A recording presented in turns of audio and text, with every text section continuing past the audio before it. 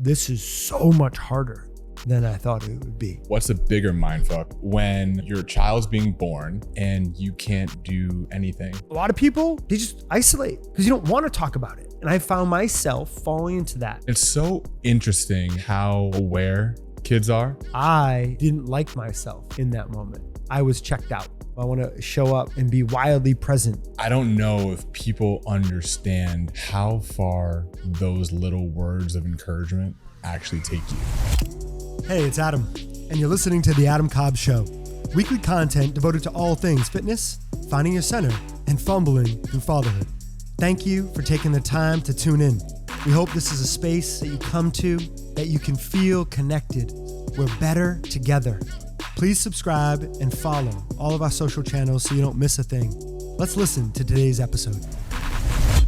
I feel like it's game day. And I mean that in a few different ways. Obviously, it is game day because it's the first day of the NFL season.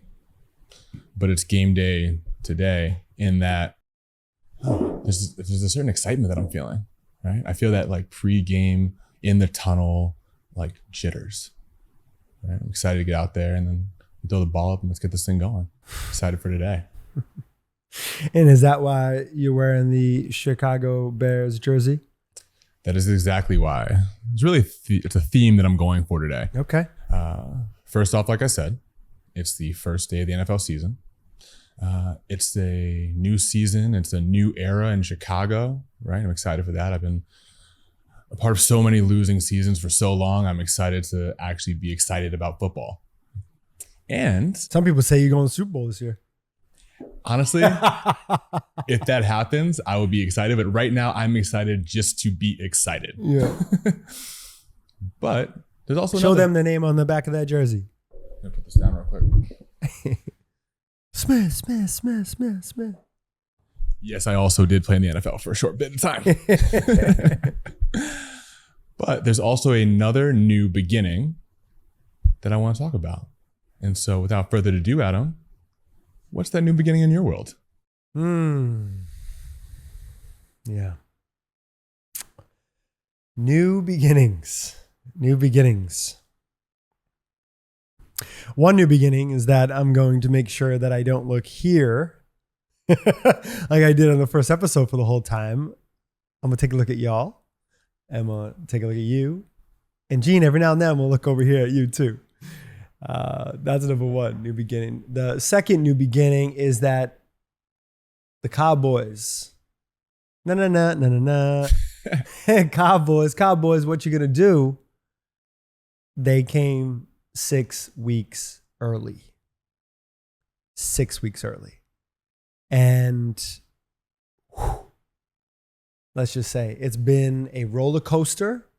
It has been from planning on having 6 weeks. And of course, in those 6 weeks, I had a lot planned. And so did Daisy. And it went from having tacos with our girl Scarlett, with my friend James, to then going home and talking about who we wanted to come visit, what we wanted to do for our last few weekends. So all of a sudden, Daisy's goes to the bathroom and says that the water, I just can't stop the water that's running down my leg and it won't stop. And she didn't have her water break the first time. So this is a new experience. It's really odd. It's not always like the movies, but this was kind of like a movie moment. It just kept flowing. But the problem was we already laid Scarlett down and it was 11 p.m. So at that point, what now? Well, we didn't know what to do. We're thinking, Daisy says, I think this is my water. And then she goes ahead and was like, well, let's keep Scarlett sleeping. I know I'm not going into labor, right? That's not happening right now. So I'm just going to drive myself to the hospital. Crazy. Okay. And let's pause there for a second. Yeah. So, because that's for all the dads who are out there who have been in this experience, right? The thought of your wife who has a husband, partner, somebody, right? Just being like, I'm just going to take myself to the hospital, right? I don't know how many men can say that they've had that experience. Usually, like I can say in all of my experiences, there's been somebody with my kids, we get in the car, we go to the hospital together, right? So like, what are you thinking in this moment? Good question. I think we went through that with our therapy session, our couples therapy session this week, because I didn't realize that right there was a moment of me. And as men, oftentimes we've talked about this and we will talk more about this and have guests on about, we want to get things done. We want to make sure that we, have some sense of control to do things.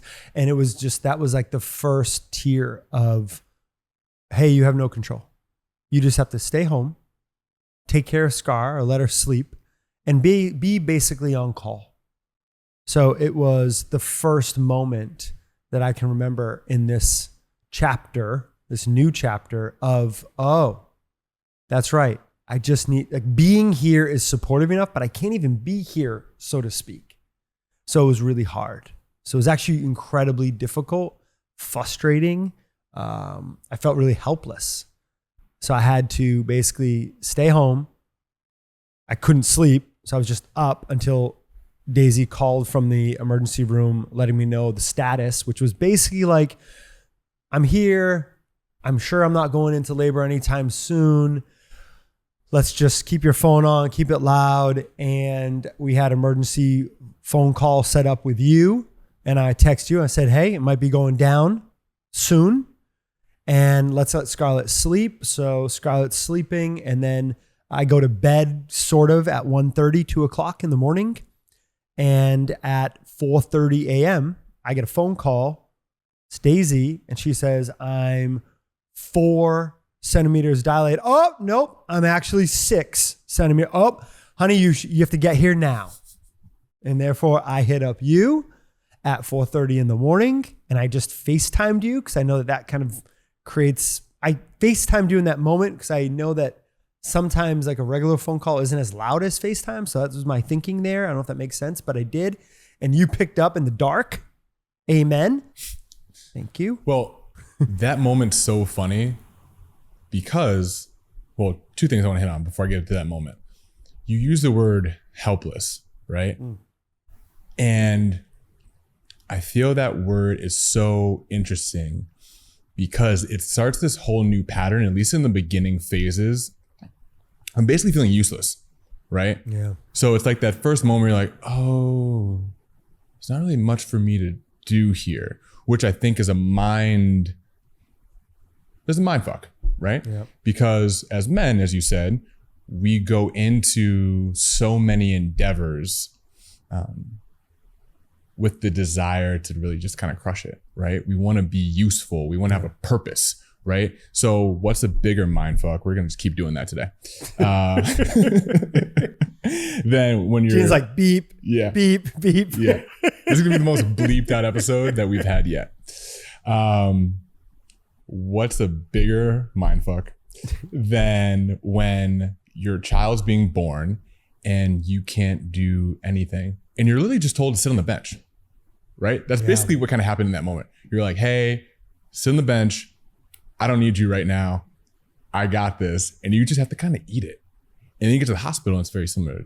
Same thing. The same thing, yeah, right? We speed up the story. You came over, right? Okay, get out of here. I drive to the hospital. Basically, that's what happens. Not that long after, all of a sudden, Daisy's ready to push. She pushes within a couple seconds. Sterling comes out and here's my baby boy, Sterling. Oh, Sterling Cobb, Sterling Robinson, which is Daisy's last name, Sterling Robinson Cobb. And that's my boy. And I wasn't really prepared because it was like 6 weeks early. I wasn't prepared for, I'm like, okay, honey, you got this, right? I'm doing the encouraging thing, the Coach Adam Cobb thing. I'm good there. Baby boy comes out seeing Sterling and like seeing my baby boy. Take us deeper into that moment because as someone who has a son, I remember that moment and I didn't know I was having a son. But I remember that moment vividly about like like the excitement and pure just adrenaline of like, oh, I have a boy, right? Yeah. So take us deeper into that moment for you. Yeah, I think if I go deeper into that moment, I immediately, like, Sterling opened his eyes, came out, and he literally, like, doctor showed me Sterling, and then he pretty much, like, within seconds went over to, like, that side table, right? Where then I cut the umbilical cord. But he opened his eyes and he was crying a little bit, and I just put my hand on his forehead, and I kind of just wiped it a little bit and like, hey buddy, hey, this is your papa. You know, you decided to come a little early, didn't you? You know, we're gonna have a lot of adventures. Looks like you want to have adventures a little bit earlier than anticipated. And he quieted down, and I sent that video to you and a few of my other really, really good friends. And I can't watch that video without crying, because it was that moment. And I immediately saw myself, even though he's premature, even though he was born early, I could see it was like a mirror moment. And that's my son. And I've always said, I'll have as many kids as it takes, which I didn't want to have 10 kids, but I was like, I'll have as many as it takes to have a boy. And like, here's my boy. And I didn't anticipate the emotional, like, in here thing that happened. It was like, oh, like, you're here.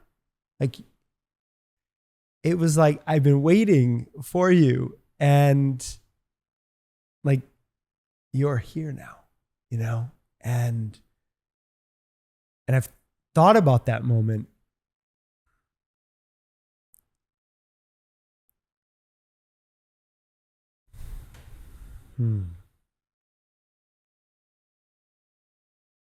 And he's here, you know?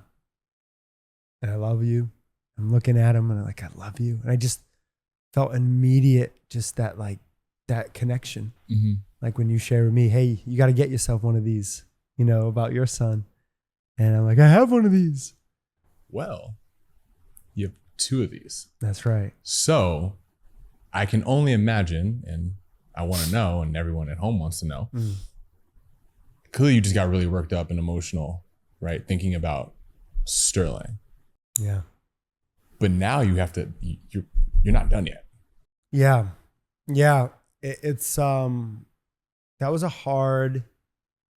really hard moment on the theme of football being its opening day. Chiefs versus Ravens. Who do you have tonight, by the way? We gotta go with Chiefs all day. Chiefs. Gene? Chiefs, Ravens? Pick one. Yeah. Ravens. Cool. Great. I'm going Chiefs because of the way that they do their preseason and they play all the way out and everything. Back to the topic at hand, is the first playing on the football piece. It was like we won the Super Bowl. Daisy and I won the Super Bowl. Here's Sterling. But then Sterling has to get placed over here, and I have to go back to Daisy and start to encourage again. And then it got tricky. And shout out to you, Daisy, and any woman that ever gives birth, ever. But Daisy, the absolute freaking superhero, delivered Sterling, like, vaginally. And then the doctor tried every which way, from rubbing the tummy and everything, to whatever she could do, kind of spin, you know, our baby B around, but unfortunately had to do a C-section. So here's Daisy over here. Didn't want that happening. Wanted to deliver both vaginally, and the doctor tried, you know, her hardest. And so then now, from my lens, it's like, Sterling's still over here. Our son, we won the Super Bowl. Oh, we have to play another game but it's another Super Bowl. How are we going to do that? And as if I have anything to do with this. Nothing to do with this. Zero. I'm just there, and I'm like, okay, Emotional support. Torrance Memorial, doctors and nurses, please do a good job. And it's one thing to see your child come out, okay? It's another to see your wife being cut, right? And I, sort of like a mini Dexter, okay?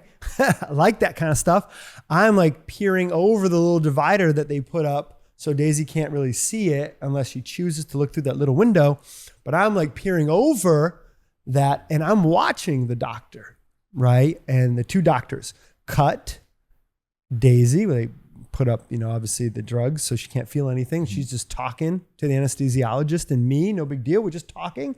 And on this side of things, like a whole different two worlds are happening, right? And I'm watching them cut literally all the different epidermis layers.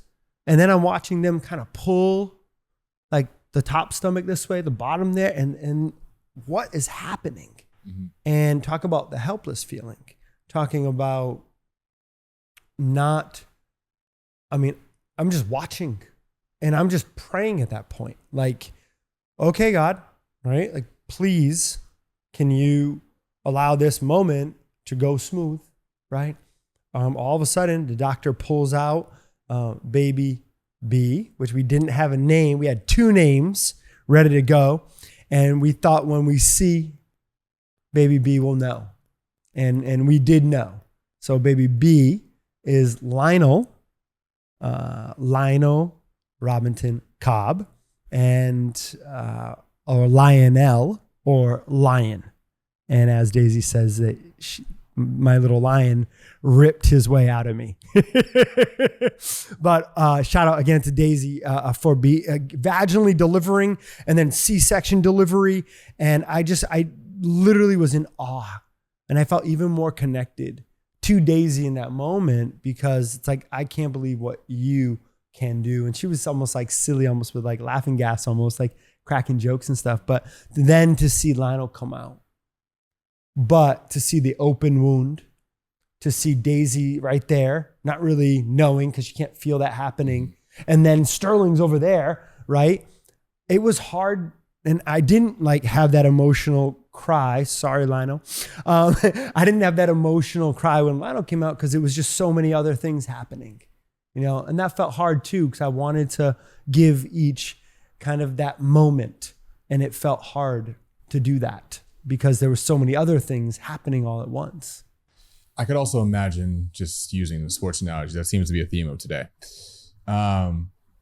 It's kind of like when you have a big game followed up by next one, right? Oh. You already use that analogy, but like that was really good how you did that. But the emotional letdown, right? So we talked about when the NBA playoffs were going and we had Timberwolves versus Nuggets, like that was their big game. Yes. And it was hard for them to show up again. It's not that they didn't want to be there. It wasn't that the game meant any less, but it's hard to hit that emotional nerve. Great metaphor. Twice. Yep. In at least they had a couple of days, weeks to figure that out, right? Mm-mm. You had a matter of 15 minutes maybe to go right back to that place. I just don't know if that's, I don't know if that's even possible. Yeah, it was a hard moment. And then of course being preemies, it was hard to see them in the NICU, and the next basically 2 weeks, 17 days were spent going back and forth. Daisy spent pretty much all day in the hospital. And we saw our little guys being like poked and prodded, and they did a great job over at Torrance Memorial. And you can even hear my voice because it's so hoarse, because these last 3 weeks have been crazy. But there was this togetherness that I have really valued, at least with Daisy and I. We had to come together. Mm-hmm. Right. What's been really supportive, you've been really supportive, you and your wife and family. And then, there was a meal train that kind of got set up for us because it was so shocking. It was so early. And then there's been friends that have just kind of come over or sent like groceries or meals and delivered meals to like our front porch like it was like the 1950s again, and with cards. You know, that's got us really emotional, and really, really more importantly than being emotional or whatever, it's like it's got our hearts just like feeling really supported, like a supported heart. Oh, you know, and then let's see, last Sunday they were able to come home. So, but they spent a lot of time in the hospital, and that was really, really hard. And then it just so happened, this is how things work. The 1 week or two, there's only 2 weeks out of the whole year Scarlett gets off of school. And it just so happens that with that 1 week that she's off from school is the exact same day that the boys come home. You know, my single friends were like, sweet, the whole family's under one roof at the same time. And I was like, huh. And then all my friends that are dads and or have families were like, oh, that's a terrible timing. And I was like, exactly, you're a dad. So it was extra hard. Unfortunately, Daisy had a couple, mom and sister that flew in to be with us. But it's progressively gotten harder. So that's where I want to go next. Okay. And actually, I want to say one more thing about the night that you called me, just to talk about how he works in mysterious ways, right? So I vividly remember, it's almost as if he told me that the boys were coming, because I remember my phone was about to die. I was plugging it in, and as we have iPhones, the phone was on sleep. Except for Gene. Gene's that one friend in the group chat who has like, just shows a green text. You're like, come on, Gene. God. Can I send him a voice memo? Yeah. Can't FaceTime, nothing, right? Phone's about to die. We love you, Gene. I'm about to plug it in for the night. And something told me like, check your texts. So I open my phone. Lo and behold, I get the SOS text. Had I not done that, I would have put my phone on sleep, would have been on silent, and you would have called me at 4:30, and I would have been in my kitchen, and I would not have heard you. Yeah. Right? So there's just this moment, these little moment things that happen. But where I want to go next is where we at now. So the boys have been alive now out of Daisy now for 6 weeks. The boys were born almost on my mom's birthday, August 11th, but they were born on August 10th. And so 3.5 weeks old. They've been home for about a week. And I remember my mom, shout out to my mom, love you, Mom. You're the best. You're my hero for sure. I remember my mom said, and I talked to you about this, hey, how are you mentally preparing? So I said, oh, Mom, oh yeah, I got that. You know, I've been doing my morning journal practice, really good for my head. I'm still doing my ab wheel, over 1,000 a day, over 100 a day for 1,000 days in a row. And I had other things we're setting, whether workouts with you planned. I had things set in place, a lot of different creative things. And before you continue on this point, though, I want to be very clear on this, where you're going with this. I want your non-Oprah answers. Yeah. Right? Fair. Like when we get into this segment of like where you are. Yeah. My non-Oprah answers. Yeah. So where are like, you today? What I want to say is, oh my God, they're both just so beautiful and amazing blessings. And I'm so grateful to God, and Daisy's amazing for doing this. I kind of just want to do that. But you're telling me this isn't the place for that. It's not the place for that. Okay. No one wants to hear that. We want to hear where you are today. All right. Well, today I wanted to cancel on this recording. I wanted to cancel on you and Gene, and I did not. I did not want to be here. It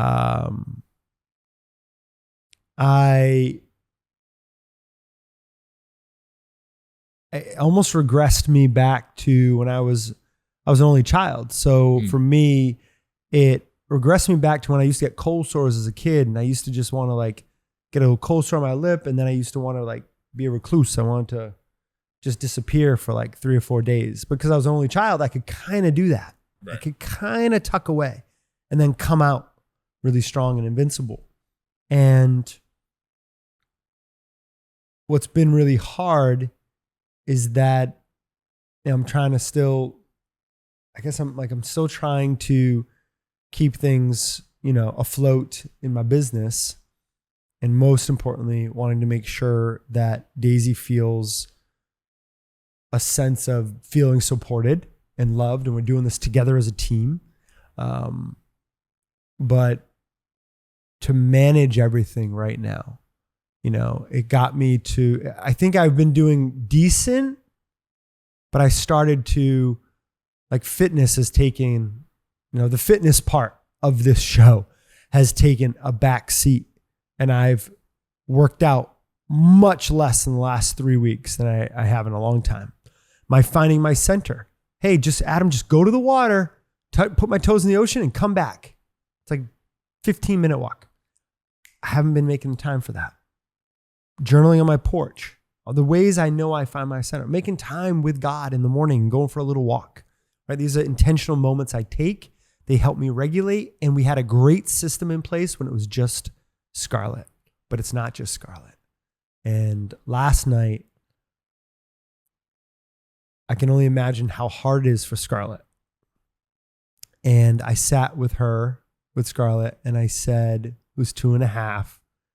And I said, hey, honey, I know it could be hard when the boys are here and you don't get all the same attention. She's, as you know, she's really smart, right? She's really connected.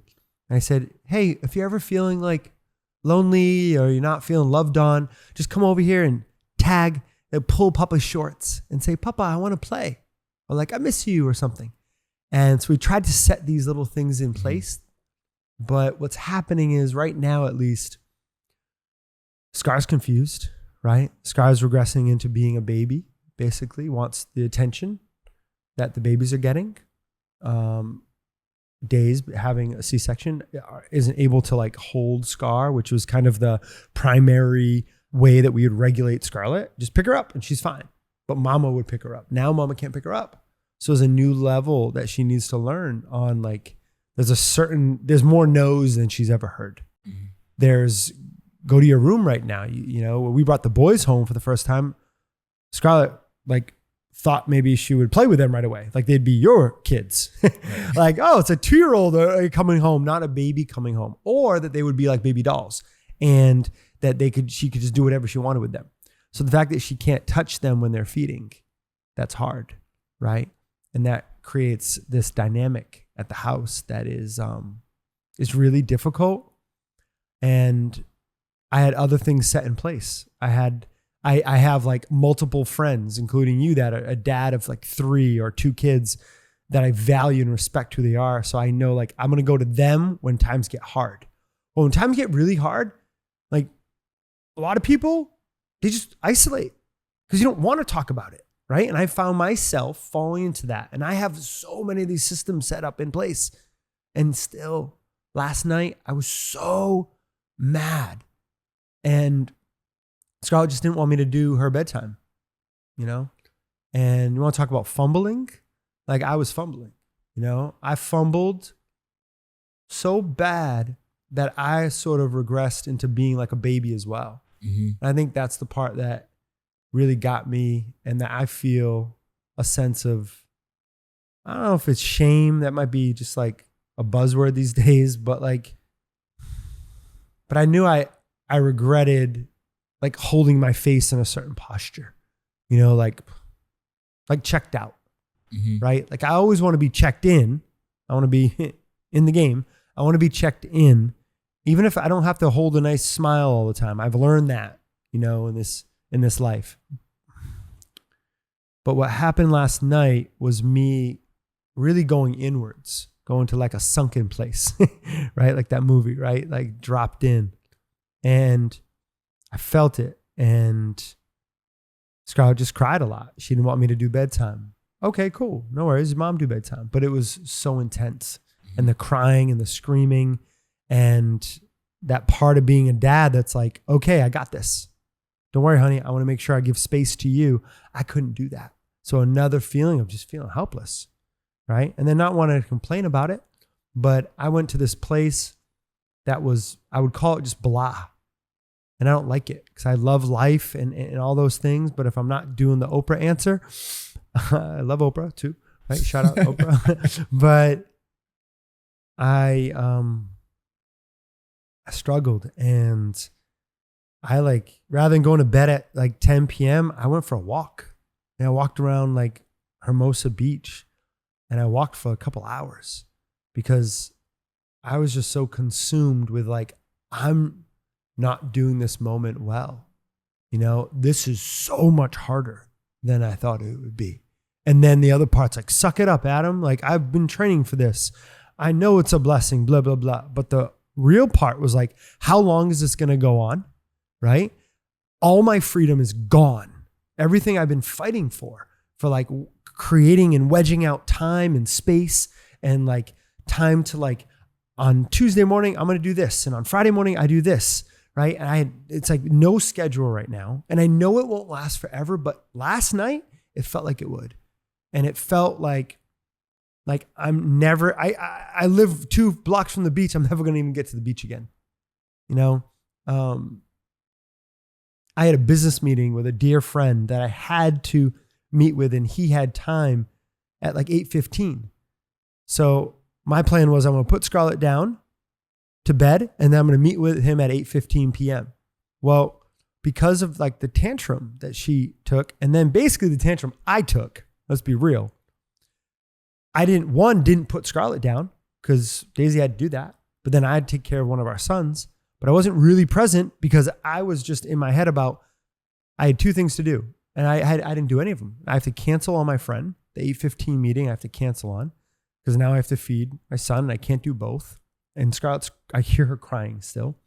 So it's like nothing gets done well.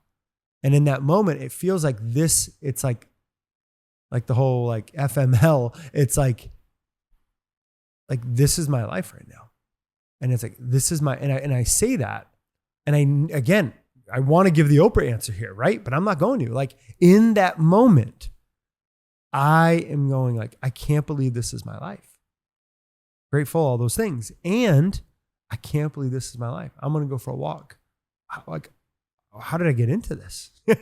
Like, what is this? And then I sort of regulated, took a good night, had a good night's sleep, woke up, and it's sort of this morning, I woke up the same way, which is never the case for me. I can't remember the last time that happened. Maybe when I had knee surgery and I basically just ate cereal and watched SportsCenter 5 years ago over and over and over again. But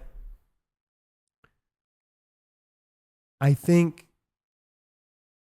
like I woke up and I still had like a case of the blahs. Felt like Eeyore, you know, like, and it was hard for me because I didn't understand. I don't understand. And then another situation happened. So it's like, I was kind of like, it felt like Groundhog Day, right? Oh, another day. And rather than my normal part of me that's like, yeah, I get to have another day. This was like another day. Well, I can imagine part of that. I mean, I can definitely imagine because I've been there more times than I'd like to admit. Because of the situation, because of the individual that you're having this moment with. So let's say Scarlett, right? You're not getting that repair, right? So Scarlett eventually falls asleep. Daisy puts her to sleep. You walk outside. You're feeling like you failed. So you're still sitting in this failure. And there's no moment there for you to get a win, right? As selfish as that sounds, you're like, I need a win so I can make myself feel better so I can show up again, right? But there's really no win. You just basically went outside to like sulk in your loss. And then you had to go to sleep because you had to go to sleep. And then you got back up and you were still in the night before, right? The beauty of children is that they have minds like goldfish, right? So Scarlett's tantruming, or Esme or Deacon or whoever it is, right? And then 15, 25 minutes, whenever it ends, it's over for them. And they go on with their lives. We as adults don't do that. We sit in it and we sulk and we think about it. And it just like goes on a loop, right? So I imagine that's part of probably what happened to you yesterday going into this morning is that you were still in that loop from the night before. Yeah, I still felt in the loop. I felt like it was Groundhog Day. And I just like kept doing the next thing, right? Okay, let me make Scar's lunch. Let me do this. Let me make the coffees. And then in a classic moment, like Scar didn't want to go to school. Right? And as much as I go, well, I didn't take it personal. Nope. I definitely did, because I wouldn't have got so frustrated and mad. And I think what's real, and like, you know, especially for the dads listening, like, how often do you get angry? Right? How often do you get frustrated? And do you have a place to bring it to? You know, I'm grateful with you, Al, that I can bring it to you. I'm grateful I have other friends I can bring it to. And I'm grateful that I can even speak this out right now. But this morning ended up becoming something that I wasn't anticipating. And that was, okay, I'm feeling a little bit better. I can feel myself inside feeling a little bit better. And then Scar didn't want to go to school. And then Scar wanted to play with Nana. And we're like, okay, cool. Scar wanted to play with Mom a little bit. Okay.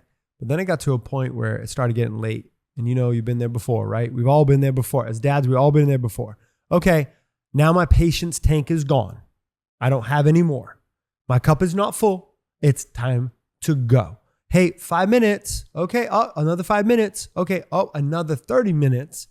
And now what's happening is, you know, Mom and Nana, Grandma, they're trying to find ways to get to negotiate with a 2.5-year-old, which is probably the smart and loving thing to do, right? That I have no capacity for in that moment, to like get her to go to school. I'm going to push back in a later point about the negotiation being the smart and kind thing to do, but I'm going to let you continue. Fair. So for dad, so I was like, nope, that's it, you know? And I went in there and I grabbed Scar and I said, hey baby, I love you so much. And I picked her up and basically just held her with love, but I held her. And I put even her shoes, the 2 pairs of shoes that I'm sure she would choose one or the other, I put both inside the bag because I wasn't going to let that trick me. And then her lunch, and I put that over my shoulder, and we just walked to the car. And she screamed the whole way 2 blocks to get to the car. And it was awful. It was awful. And got her in the car, and she just kept crying. And I didn't like myself in that moment. I was as calm as I tried to be. Again, I wasn't calm. I was checked out. And that's not where I want to be. I don't want to be checked out. Again, I want to be checked in. I want to be checked in with love and kindness. And I don't mind being stern and disciplined, but I don't want to check out. And I was checked out. So I brought her to school.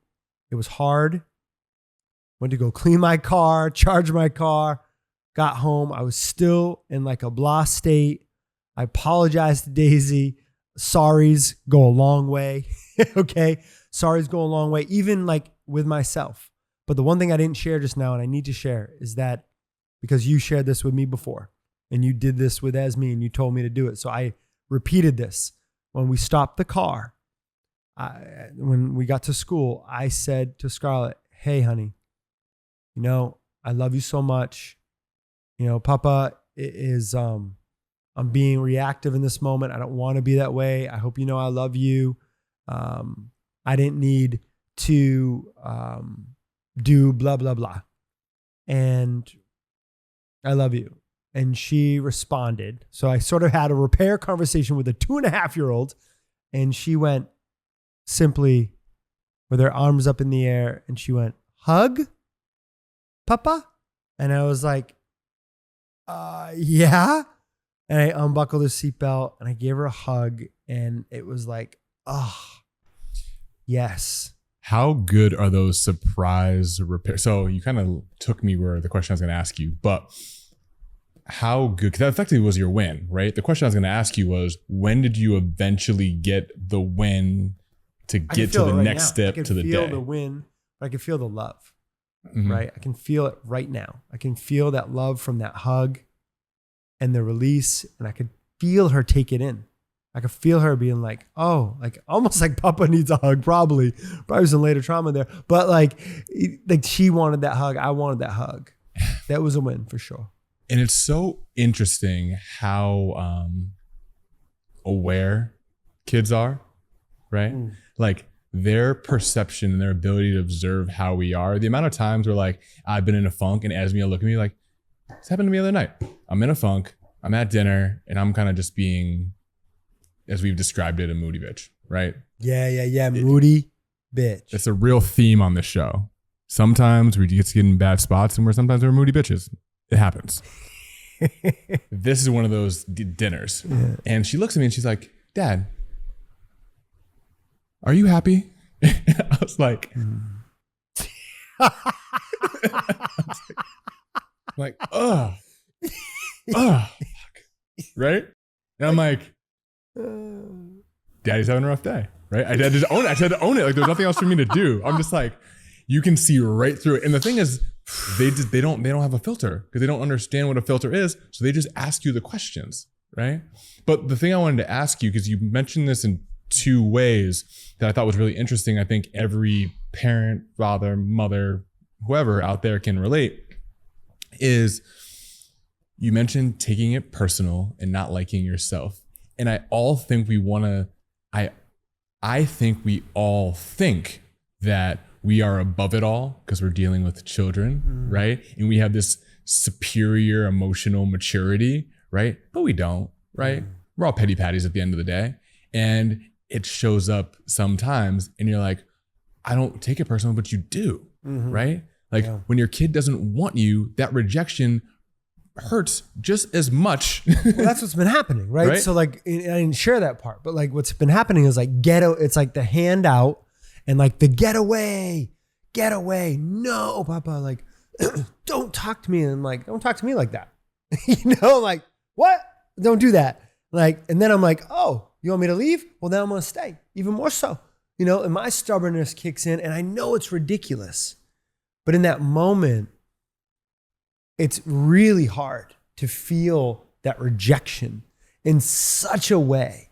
And, you know, probably goes back to like the fact that like, you know, my mom raised me, you know, and I'm like, well, how cool is this? You get a mom and a dad to raise you. And it gets really frustrating because I'm trying, feels like my best. And it feels often that no matter what I do, that it's not good enough. And there's nothing worse feeling than that, you know? I mean, think about this conversation for people in romantic relationships where they're like, I don't feel like I'm good enough, right? Now spin that down to not feeling good enough with probably, depending on the multiples here, but like individuals, children who you will love unconditionally forever. Yeah. Right. So having that momentary feeling, as I can tell from experience, is trash. It's terrible. I had two friends come over. So one of the things that I felt kind of proud about today was that I had two friends, Lauren and Travis, come over. And they said, hey, we just want to come over, drop off something, you know, celebrate the boys. We don't have to see the boys. We don't have to see you even. We can just drop it on the porch. But we'd love to come by. And if you're available for a hug, we want to give you a hug. Well, these are the two of like the shiniest, bright, right? You know, both of them, people that are around. And I was like, I don't want to see them right now. Like I'm in a mood, right? And eventually I'm proud that I was like, all right, just come by. Travis kind of strong-armed me because he was like, well, I leave Friday and I'm gone for a month. And I was like, deadlines, right? Deadlines are good sometimes. Yeah. So they came over. And before they came over, I felt the need to say, hey, by the way, I could use a hug. The facts are, and they know me as like enthusiastic, you know, loving life, passionate guy, always alive. They love me for those things, but I realized today, thank you guys, that they also love me for other things. And the other things were the fact that like I'm holding a hard moment. So they came over today and I was able to share with them, hey, like all those tools that I thought I had, like I feel like I'm not using any of them, right? And I use the word right there. And I'm looking down. And that was hard to do. I said, none of the regulating tools that I've put into place for myself for this moment are working. I'm in a state of blah, and I'm basically just really flat and like almost a little numb right now. And Travis responded with this thing that I thought was genius. I wanted to share it because I know that someone's listening that also needs to hear this, because this really mattered when I heard this. Travis sent me this message and he said that you are in some high level mastery scenarios. This is complete Jedi training. Of course, sometimes all of your techniques will sometimes seem vacant, but we believe in you. Wow. Right? Like Jedi. Thank you, Travis. Thank you, Travis. Thank you, Travis. It reminded me, of course, of Jedi, Star Wars. And like, you have all this training, you have all these tools. And as Jedis, none of those things worked when they were training to be a Jedi. And I realized like that's at least this moment for me. It's a new moment. It's a new moment for me to go, what's inside here? That's a tool that I don't even know yet. So I'm sort of excited for the tool that is yet to be uncovered. And I know it's being uncovered. And I know in this hard, pressure-filled moment that something's coming new. But hard to have that perspective in these acute moments. Well, it's an opportunity. It's an opportunity. Right. And I can also imagine there's that, to add a layer of complexity and nuance to it, because as you've mentioned, you have 20 years of working in this space and having those tools and honing them, right? So then be the guy that people come to, be in your body, be mindful, thoughtful, get out of your head, right? To then be like, nothing works, right? That's got to add another level of just like, WTF. Yeah, even worse. It can feel like I can feel like a phony. I can feel like imposter syndrome can kick in. What have I even been doing for the last 20 years? Right. Been just wasting the last 20 years, right? I can't even apply it on myself. But I like the Jedi frame that like, of course those tools don't work. You're in Jedi training. Oh, that's right. In Jedi training, you need to let everything go and be present to what is right now, right? I mean, I have, as a practical tip, I put up, when I hurt my knee, there's a few people that sent me encouraging messages and I needed to read them daily. And I set up a little encouragement for me as I'm the encourager for everybody, it seems. But I put encouragement for me. And I set up a memo pad on my phone for that. And I had that. And I went back to that same encouragement for me. And recently, Travis's message to me and a few others recently, I put in this encouragement for me tab. So a cool practical tip for somebody listening that's like, man, like in those moments, what do I do? Well, keep that thing up on the phone. So I've literally read that encouragement for me probably 5 times today because I needed to, right? I always try to dial back those practical tips, but it is Jedi training right now. And I know I need to let it all go and see what comes. And I hope I can do a better job this evening with Scar, right? It's with Scarlett and with the boys and with Days and with Daisy's mom. I want to show up like and be wildly present, right? As we talked about, heart open. It's my intention, at least. Well, it's something else I liked about Travis's message was that we believe in you. Yeah. I don't know if people understand how far those little words of encouragement actually take you, right? And I'm knowing Travis, right? He's probably one of the more thoughtful and present people that I probably met. But like, I don't think that could have come at a better time, right? So just having the ability to have people in those circles, in your circles, to give you those words of encouragement. Also, the one thing I wanted to say also as a practical tip that you exhibited in this moment was letting them come over, right? Not sitting in your misery and actually allowing yourself to like hey guys, I need raising the hand. I think that's how I would call it, right? Is actually raising your hand and saying, I need help.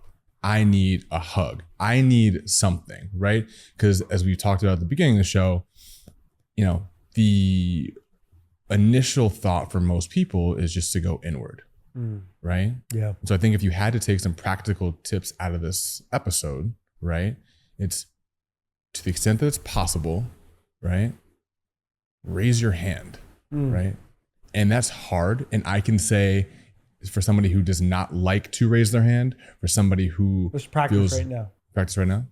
Feels really uncomfortable doing this. Gene's doing it too. Are you doing it? I hope so. This goes a long way. This goes an incredibly long way. And the release that you get from raising your hand and saying, I need help,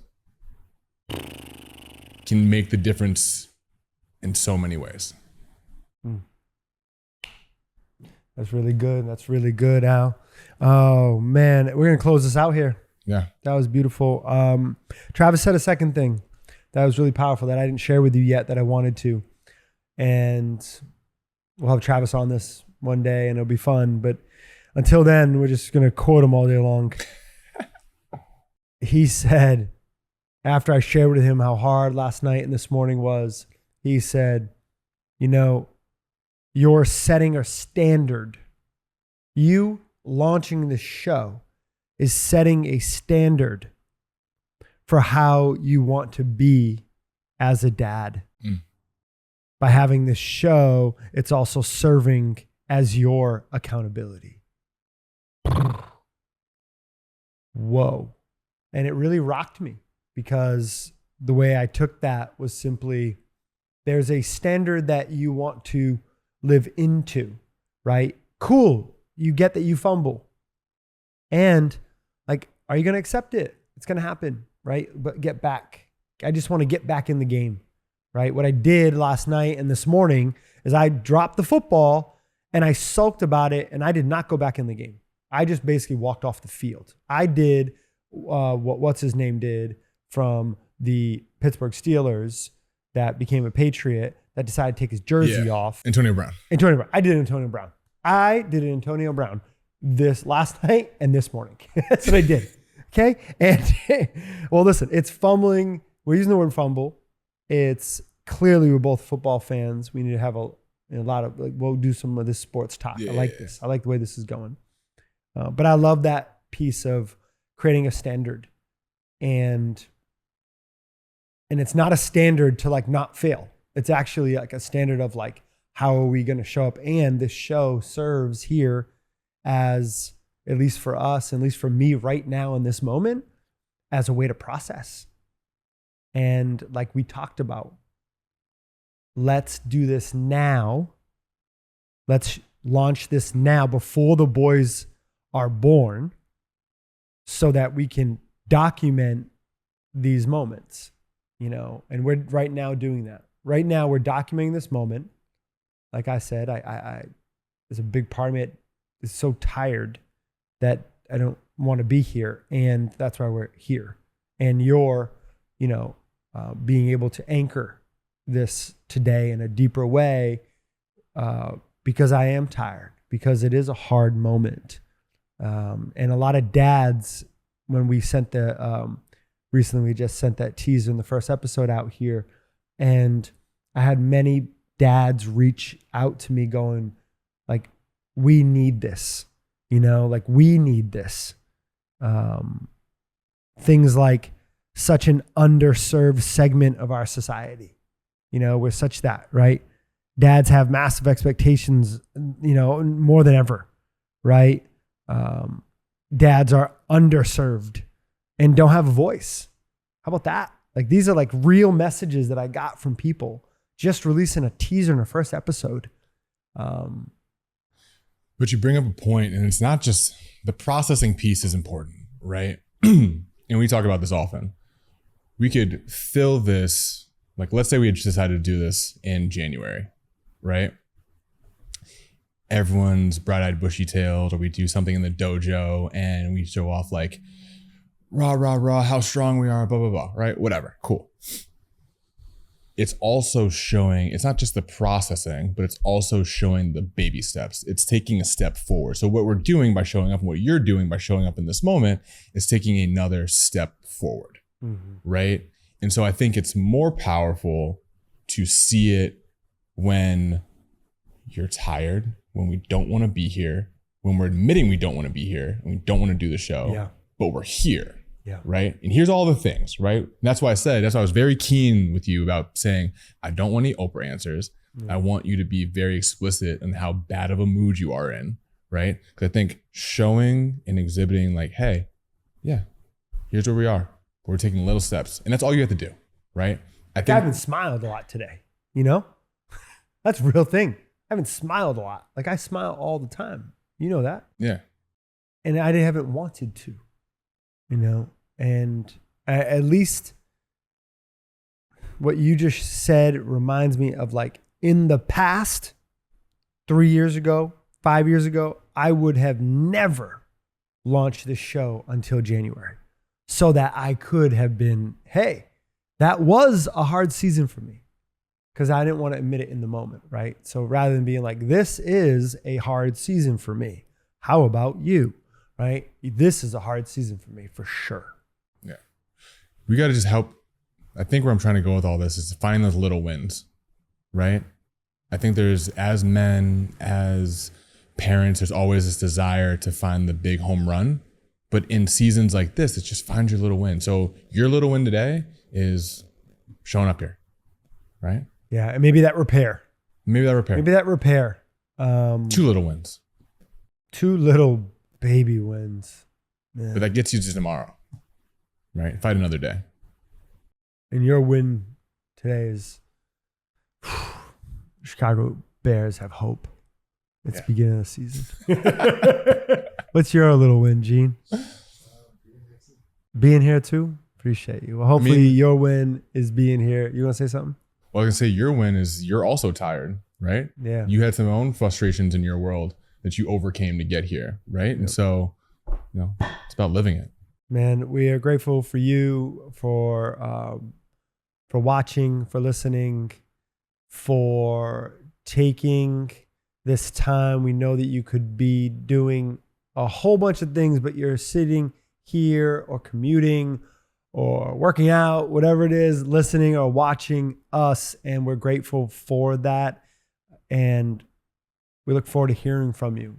We look forward to hearing that it's hard and not just that, and not just your Oprah answers. This is the Adam Cobb Show. We're grateful. Get out there, go make a difference, and keep it real.